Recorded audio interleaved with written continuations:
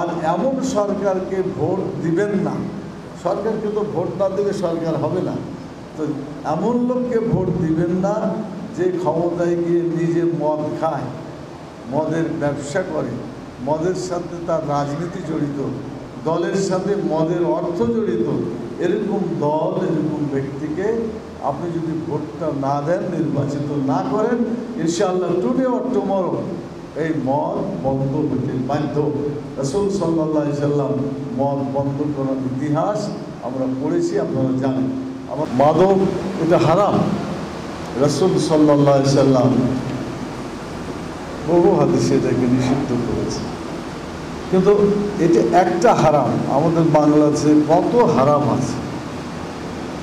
আমাদের উচিত ছিল আমরা হালাল খাবো, হারাম খাবো। একটা হাদিস আছে যে যার পেটের মধ্যে হারাম রিজিক যায় ওইটা জাহান্নামে যাবে। কথাটা কি খুব ছোট কথা?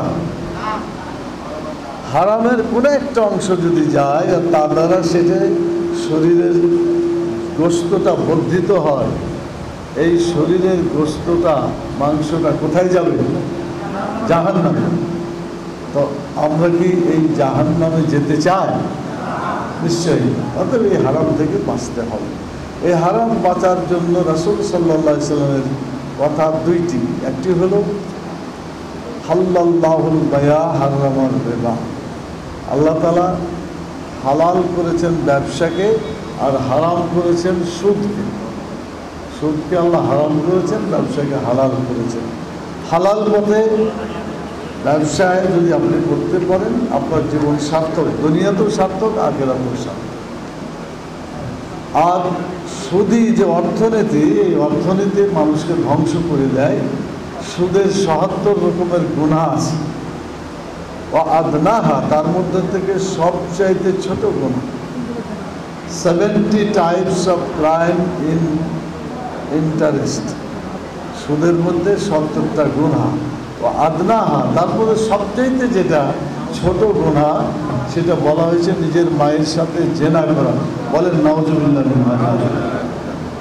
যে সরকার হারাম জিনিস বন্ধ করে দিল, এই হারামের মধ্যে মাদকও আছে। এখন এইটা যৌথভাবে দুইটা কাজ করা যেতে পারে। একটা হলো সরকার আইন করে সেই রকম প্রোটেকশন দিয়ে এটাকে বন্ধ করা, আর গণ সচেতনতা বৃদ্ধি করে প্রত্যেকটা মানুষ নিজে মাদকের সাথে জড়িত হবে না। অন্য কেউ যদি মাদকের সাথে জড়িত হয় তাহলে খবর আছে। আমাদের ছাত্র ভাইরা দেখলেন না, যারা অন্যায় করেছিল, চুরি করেছিল, কোটি কোটি টাকা চুরি করেছে, শিক্ষা প্রতিষ্ঠানকে ধ্বংস করেছে, প্রশাসনকে নষ্ট করে দিয়েছে, তাদের কাছে যায়া বলছে যে তুমি সরে যাও, যতক্ষণ না সরবে আমরা এখান থেকে সরব না। তখন তোরা রিজাইন দিয়ে পদত্যাগ করতে বাধ্য হয়েছে। এটা দেখছেন আপনারা? তো এটা যদি গণসচেতনতা ডেভেলপ করে তাহলে ইনশাআল্লাহ আমার বিশ্বাসের দুটা পদ্ধতিতেই মদ বন্ধ শুধু হবে না, মদের মতো যত হারাম কাজ আছে সব হারাম বন্ধ হয়ে যাবে ইনশাআল্লাহ।